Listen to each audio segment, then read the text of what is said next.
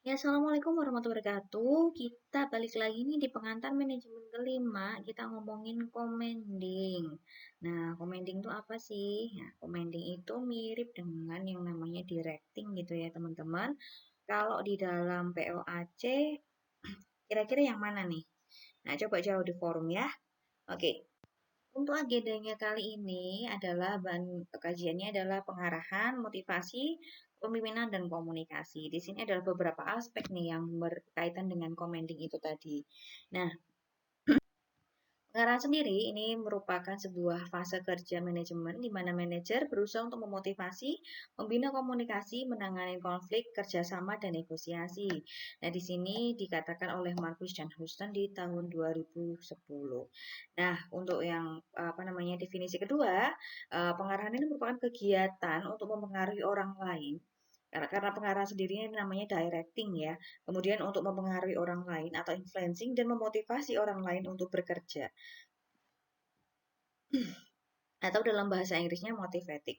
Kemudian, definisi ketiga, pengarahan ini merupakan sebuah proses menuntun kegiatan anggota organisasi ke arah yang tepat untuk pencapaian visi, misi, dan tujuan perusahaan bersama. Jadi, pengarahan di sini tidak hanya menjadi sebuah hal yang patut dilakukan gitu ya di dalam sebuah perusahaan, tapi ini memang wajib dilakukan. Karena apa? Karena, sebagai misal kita kerja di dalam sebuah organisasi atau di dalam sebuah perusahaan, maka, apa namanya, keinginan-keinginan pribadi atau visi misi pribadi itu seringkali dikesampingkan. Atau dengan misalnya dengan keadaan yang paling bijak itu adalah kita mengeblurkan atau menjadikan satu nih, ngeblend gitu ya, ngeblend si visi, misi, dan tujuan kita ini menjadi juga, salah satu upaya untuk mendukung visi misi perusahaan. Nah, selanjutnya tujuan dari pengarahan sendiri ini adalah yang pertama menjamin kontinuitas perencanaan. Jadi setelah dari perencanaan ada organizing gitu ya, kemudian ada POA actuating. Nah, di dalam proses actuating ini ada yang namanya commending gitu ya. Kalau di dalam salah satu apa namanya fungsi manajemen yang pernah kita pelajari waktu itu di pertemuan kedua kalau nggak salah, apa satu ya. Nah, hal seperti itu. Nah, kemudian di sana nanti ada apa namanya sisi di mana kita akan ngomongin controlling. Cuman itu ada di semester enggak ya, ini ada di pertemuan setelah ini. Nah, kemudian yang kedua ini adalah membudayakan prosedur standar. Jadi commanding di sini adalah memberikan perintah atau pengarahan di mana pengarahan ini itu bersifat struktural atau prosedural gitu ya. Jadi ada beberapa hal yang harus dipastikan ini sesuai dengan SOP yang berlaku. Nah, kemudian yang ketiga adalah menghindarkan kemangkiran yang tidak berarti. Nah, jadi misal ada yang namanya nih kita udah ngelakuin perencanaan, kemudian kita udah ngelakuin berbagai macam eh, organizing sudah kita lakukan. Nah, kemudian di sana kan kita inginnya itu posisinya adalah gimana caranya biar perencanaan kita tuh tetap rapi dan berjalan dengan sempurna. Nah, di sini adalah tujuan dari pengarahan itu sendiri. Jadi menghindarkan atau meminimalisir nih kemungkinan yang tidak berarti di dalam sebuah apa namanya organisasi itu sendiri. Kemudian yang keempat membina disiplin kerja. Karena apa? Karena kita juga perlu nih yang namanya melihat bagaimana sih commending atau pengarahan yang dilihat, kemudian dipastikan berjalan dengan baik di dalam sebuah organisasi. Nah, kemudian yang kelima, membina motivasi yang terarah. Jadi sesuai dengan fungsinya ya, di mana pengarahan ini sifatnya itu tidak hanya ngongkon gitu ya, tapi memberikan apa namanya pengaruh-pengaruh yang baik, pengaruh-pengaruh yang positif agar apa? Agar orang itu termotivasi untuk melakukan pekerjaan dan kemudian mencintai pekerjaannya seperti itu. Kemudian yang keenam adalah alat untuk menyesuaikan diri terhadap perubahan yang terjadi. Jadi gini, di dalam sebuah organisasi ketika kita terjun di dalam dunia bisnis, nah pergolakannya itu seringkali tidak terdeteksi ya teman-teman. Nah, di dalam pergolakan yang tidak terdeteksi ini diharapkan nih ya kita itu bisa nih melakukan hal-hal yang dianggap oke, kita akan berubah. Nah, maka perubahan yang paling baik terjadi itu adalah ketika perubahan ini diinisiatifkan oleh si pemilik perusahaan atau si manajer lini atas. Karena apa? Karena di sini perubahan itu selalu menjadi hal yang patut dikontrol dan kemudian patut diukur. Seberapa banyak sih kita harus berubah? Nah, seperti itu. Nah, dari tujuan pengarahan ini karena kita sudah tahu kan, misal kepalanya udah mau madep ke kanan, maka akan secara serentak nih, kemudian kepala ini akan memberikan apa namanya, instruksi kepada bagian tubuh yang lain untuk mengikuti, kemana arah kepala pergi gitu ya, kemana arah menghadap gitu. Jadi kalau misalnya kita jalan tapi madepnya kanan terus, ya itu kan ada kemungkinan buat nabrak. Maka di sini kita lihat dari tujuan pengarahan ini sebagai alat untuk menyesuaikan diri terhadap perubahan yang mungkin terjadi. Nah, kemudian kita lihat nih dari karakteristik pengarahan itu sendiri. Yang pertama persuasive function. Jadi dia punya fungsi untuk mempersuasi atau em, apa ya berarti persuasi itu mingin-mingini gitu ya untuk melakukan sesuatu hal. Nah, persuasif ini agar kita ingin bekerja dengan baik dan segala macamnya. Nah, inilah yang dibutuhkan dalam pengarahan. Jadi pengarahan tuh kalau cuma ngongkon kan ya lucu gitu ya, tapi ada sebuah hal yang bersifat mengajak atau menarik. Nah, inilah persuasion function. Kemudian karakteristik kedua yang ada di dalam pengarahan adalah continuous activity. Jadi pengarahan itu enggak cuma di awal aja, tapi di maintain di awal, di tengah, di akhir, bahkan di setiap hal yang bisa dilakukan atau disupervisi, maka itulah terjadi yang namanya apa namanya bentuk-bentuk pengarahan yang paling efektif. Karena apa? Karena rasanya sangat halus, kemudian pemimpin selalu ada gitu kan ya, dan kita akan sangat termotivasi selama pemimpin itu juga nyemplung di dalamnya. Jadi continuous activity, nggak cuma di awal doang.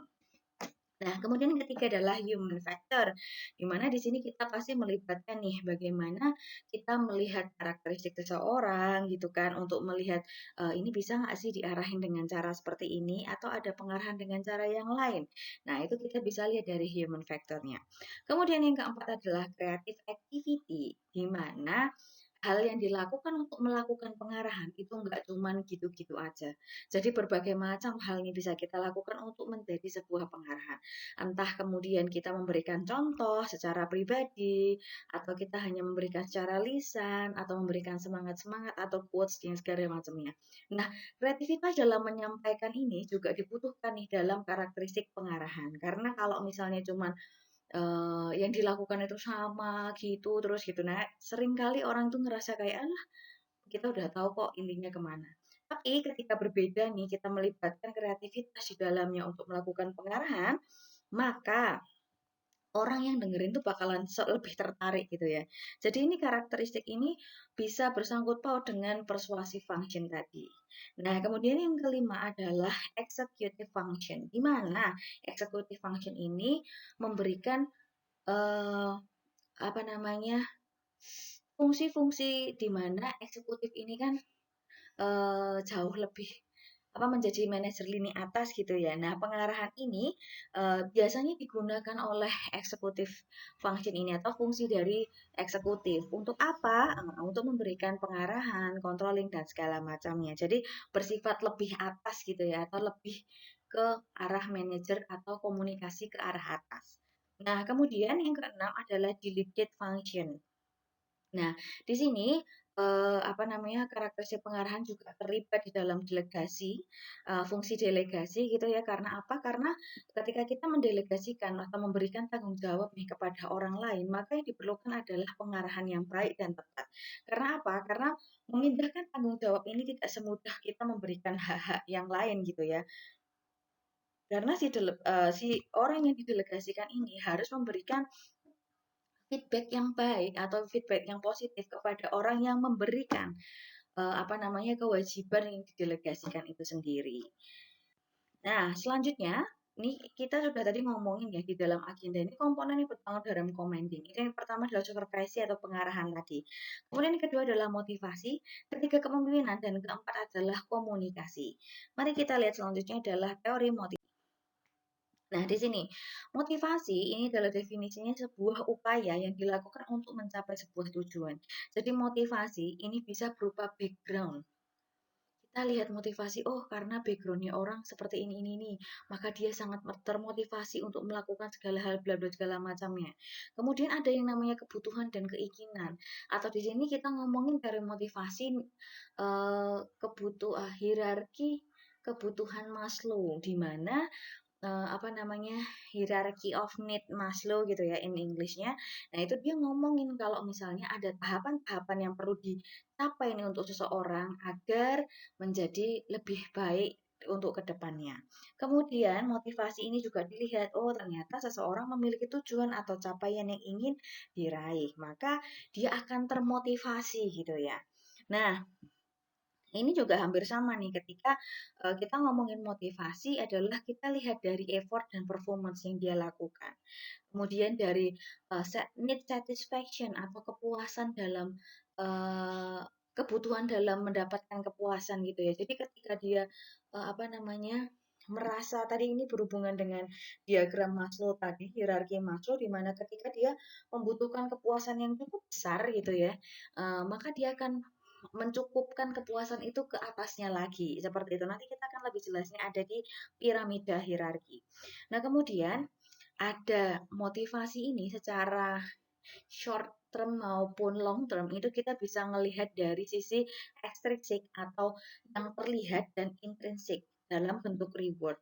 Kalau ekstrinsik itu mungkin dalam bentuk financial support, kemudian bentuk-bentuk hal lain-lain yang bisa didapatkan secara cepat gitu ya. Tapi juga ada intrinsik di mana ada rasa penghargaan, kemudian ada rasa bangga di mana dia bisa melakukan hal-hal yang dia merasa bisa lakukan di sana.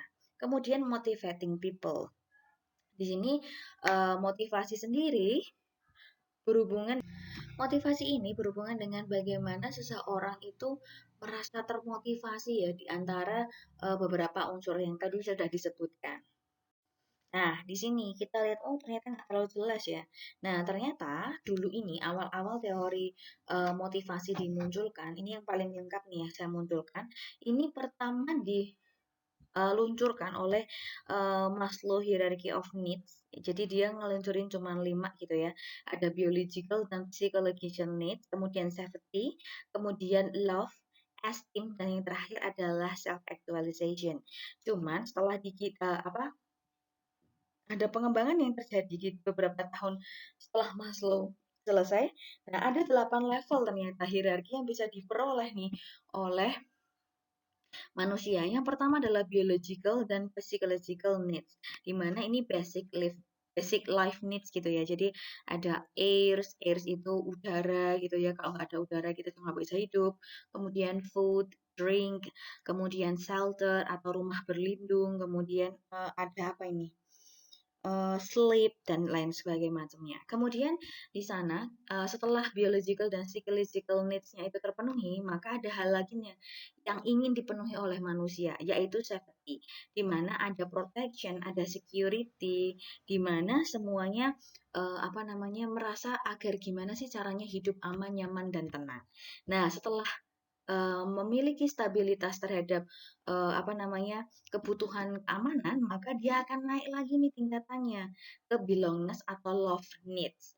Nah, di sini dia punya yang namanya family, di mana family ini menjadi hal yang penting gitu ya di dalam kehidupannya bagaimana cara untuk apa namanya menghidupi keluarganya dengan baik, kemudian memiliki relationship atau hubungan yang baik di dalam sebuah keluarga, di dalam sebuah apa namanya lingkungan kerja.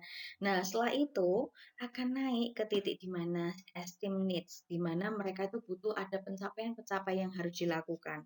Kemudian ingin adanya status nih, wah aku seorang ini yang bisa ini gitu ya. Kemudian ada reputasi-reputasi yang diharapkan. Dan itu ngomongin tentang esteem needs. Setelah esteem needs ini terpenuhi, kalau di dalam apa namanya Maslow Hierarchy of Needs yang asli, kita akan langsung masuk ke self actualization, di mana dia ngomongin personal growth atau pertumbuhan diri sendiri atau bagaimana sih kita caranya untuk terus ada di dalam sebuah keadaan yang cukup baik. Dan ini tuh kayak aktualisasi diri itu kayak ini loh aku bisa ngelakuin ini yang bermanfaat untuk orang lain. Nah, ternyata setelah diadaptasi, ada beberapa hal yang ditambahkan sebelum masuk ke actualization atau ke aktualisasi diri, yaitu cognitive needs dan aesthetic needs. Di mana kognitif ini karena kan sudah ada pencapaian-pencapaian nih yang perlu dia lakukan. Kemudian dia naik lagi nih, kemana dia punya dia keinginan bahwa oh aku harus pinter nih, aku harus punya knowledge yang baik nih, aku harus punya reasoning yang baik nih ketika aku apa namanya sudah memiliki apa namanya self esteem atau status yang cukup untuk sekian. Nah, kemudian selanjutnya, setelah itu naik ke aesthetic needs, di mana dia butuh terlihat menarik, beauty gitu ya, dan balance, semua kegiatannya itu seimbang, hidupnya di kerjaan dia baik, di rumah dia baik, dan segala macamnya. Nah, kemudian baru muncullah dari aktualisasi diri, di mana aktualisasi diri ini ingin dimanfaatkan atau apa namanya pertumbuhan kita ini bisa untuk mendukung kebutuhan orang lain. Nah, kemudian yang terakhir adalah transcendence, di mana transcendence ini memiliki sebuah hubungan ya antara jadi kalau sesama manusia aja ini udah terpenuhi, ada satu lagi nih yang harus aku penuhi. Ternyata ada yang kosong. Karena apa? Transcendence itu adalah hubungan antara dia dan Tuhannya atau dia dengan keadaan goib di atasnya. Nah, di sini apa namanya, dia juga punya cakupan di mana dia akan membantu orang lain untuk mencapai self actualization orang lain itu sendiri. Nah, inilah contoh teori motivasi yang cukup lengkap gitu ya, karena ada 8 level hierarchy of needs. Kita ngomongin tentang kepemimpinan. Nah, definisi dari kepemimpinan itu apa sih? Di sini kita punya definisi yaitu leadership is the activity of influencing people to strive willing for group objective. Ini menurut George Terry. Kemudian yang kedua adalah leadership is above of process and property. The process of leadership is the use on coercive influence to direct and coordinate the activities of the member and an organized group towards the accomplishment of group objectives. As a property, leadership is set of qualities or characteristic attribute to those who are perceived to successfully employ such influence. Itu menurut Jay dan Strike. Nah, di sini kita bisa lihat bahwa kepemimpinan ini sebuah aktivitas gitu ya. Untuk influencing itu adalah mempengaruhi orang lain untuk terus berada di dalam keadaan ingin berusaha nih untuk pencapaian-pencapaian tujuan bersama di dalam grup. Nah, kemudian kita juga bisa lihat bahwa leadership ini bisa menjadi sebuah proses atau menjadi sebuah benda atau properti nih ya. Kalau misalnya kita melihat leadership atau kepemimpinan di sebuah proses, maka dia akan melakukan influence atau mempengaruhi ini ya secara direct, secara langsung dan secara terus dia mengkoordinasikan aktivitas apa aja sih yang akan dilakukan. Tapi kalau misalnya kita melihat kepemimpinan ini sebagai properti atau benda nih, leadership ini adalah kualitas atau karakteristik yang dimiliki oleh manajer yang bisa untuk terus mempengaruhi orang lain. Nah, kita mau lihat leadership ini sebagai apa nih? Oke, gitu.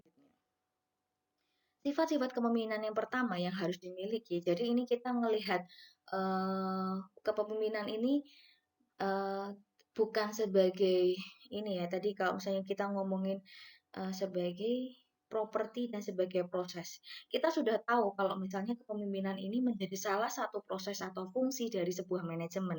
Namun di sini kita bisa lihat bahwa kepemimpinan ini menjadi sebuah benda atau properti yang bisa kita ciptakan nih. Nah, kita ciptakan lihat dari sifat-sifat kepemimpinan yang mungkin terjadi. Yang pertama, seseorang itu harus punya energi kalau mau jadi pemimpin. Kenapa?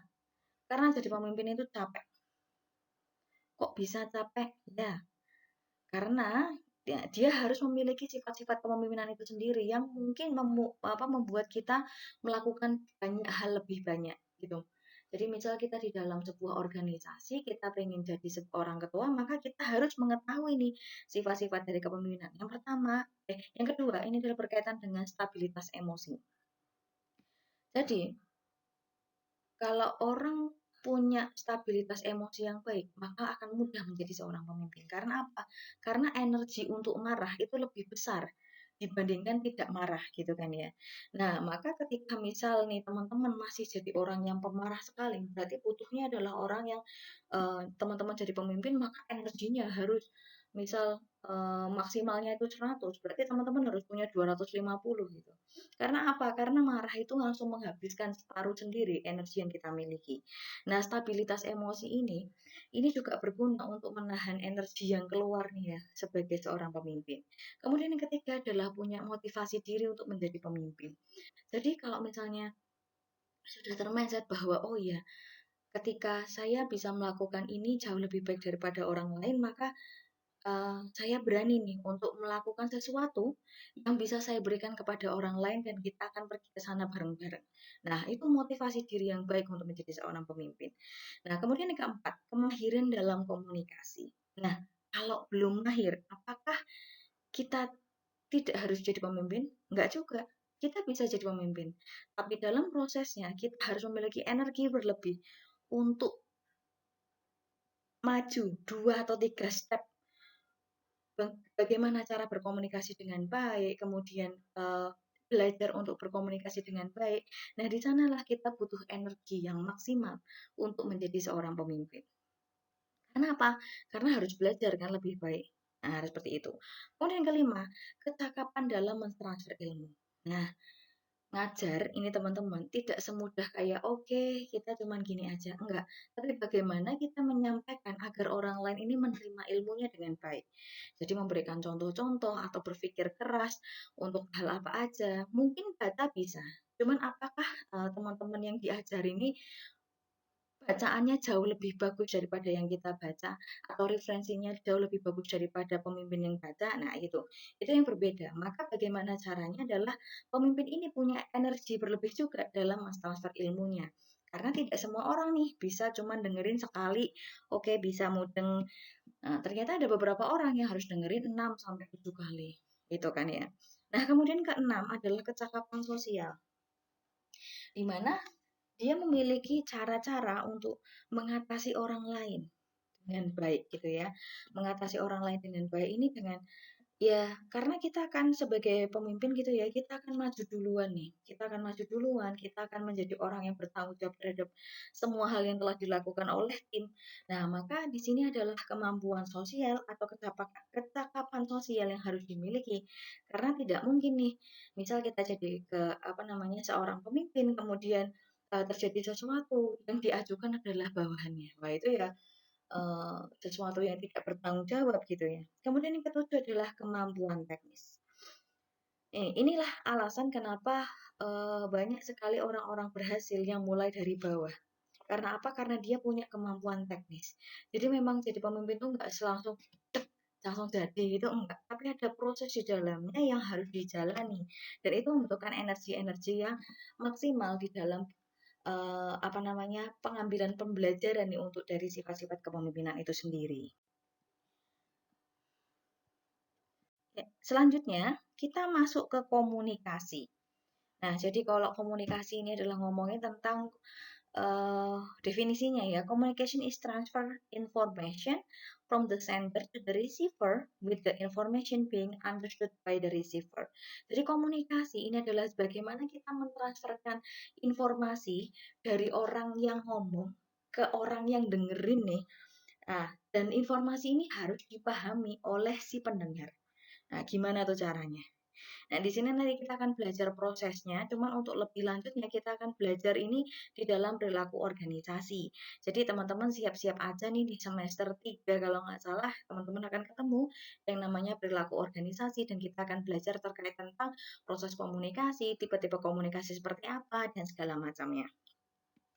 Nah, kemudian di definisi kedua, communication is a process by which people create and share information with one another to another reach common understanding Rogers. Ini menurut Rogers gitu ya. Jadi komunikasi ini merupakan sebuah proses di mana orang-orang itu membuat dan menyebarkan ilmunya nih atau informasinya dari bentuk yang lain ke bentuk yang lain agar orang lain itu mudeng gitu ya. Intinya sama nih dengan definisi yang pertama. Nah, ini kita ngomongin tentang prosesnya nih teman-teman. Jadi kalau misalnya sudah kita lihat nih tadi kan udah ada sender, udah ada receiver, di mana si sender ini akan mengirimkan sebuah message atau sebuah pesan ya yang harus diterima oleh receiver. Nah, apa namanya message ini memerlukan media. Nah, medianya apa sih? Medianya banyak nih ya, besok kita akan pelajari juga nih di PO. Cuman ada beberapa media besar yang bisa kita golongkan, ada media tulis, kemudian ada media lisan, dan segala macamnya. Nah, kemudian di dalam proses dari si message pesan ini akan digoreng nih ke media gitu atau dilewatkan ke apa dengan media ini akan ada muncul yang namanya noise atau gangguan. Nah, noise ini akan memunculkan encoding atau sebuah penalaran-penalaran yang berbeda gitu ya. Nah, kemudian ini akan masuk nih noise ini akan masuk ke media dan kemudian akan sampai ke receiver. Nah, proses komunikasi yang bagus adalah mengurangi noise ini. Nah, mengurangi noise ini agar apa? Agar si receiver ini paham atau understood tadi ya, terkait dengan apa sih yang dikirim oleh si sender. Nah, dari receiver ini akan mengirimkan feedback kepada sender. Bener nggak sih kalau misalnya message-nya seperti ini? Nah, ini adalah apa namanya feedback yang kemudian di dalam proses ini selalu ada yang namanya noise atau gangguan di dalam penyampaian informasi itu sendiri. Oke, itu intinya dari komunikasi. Jadi, komunikasi itu piye carane ben teman-teman itu kalau ngomong A, temennya juga mudeng kalau itu A. Jadi nggak ada tambahan B, nggak ada tambahan C, nggak ada tambahan D. Nah, tapi seringkali komunikasi ini ada berbagai macam tantangan dan halangannya yang kemudian dari A ngomong ke temennya jadi Z. Nah, itu ada banyak. Karena apa? Karena ada noise ini sendiri. Oke, kurang lebih seperti itu. Nah, ini adalah hal-hal yang berpengaruh nih ya terhadap commanding atau berjalannya sebuah pengarahan. Karena apa? Karena pengarahan butuh yang namanya komunikasi, pengarahan juga butuh subjeknya yaitu adalah pemimpin yang akan mengkomunikasikan berbagai macam hal dan kemudian ada yang namanya motivasi di mana orang ini atau receiver ini juga akan apa ya namanya merespon sesuai dengan motivasi yang dia miliki. Nah, di sanalah keberagaman pencapaian ini akan muncul. Nah, disinilah fungsi dari pengarahan agar apa? Agar tidak terjadi yang namanya pengingkaran-pengingkaran atau perbedaan perencanaan di dalam sebuah apa namanya proses manajemen itu sendiri. Oke, kurang lebih seperti itu. Kita ketemu lagi nanti. Oh enggak ya, kita udah selesai nih. Setelah ini teman-teman bakalan diajar oleh Pak Irawan. Jadi selamat menikmati dan see you later.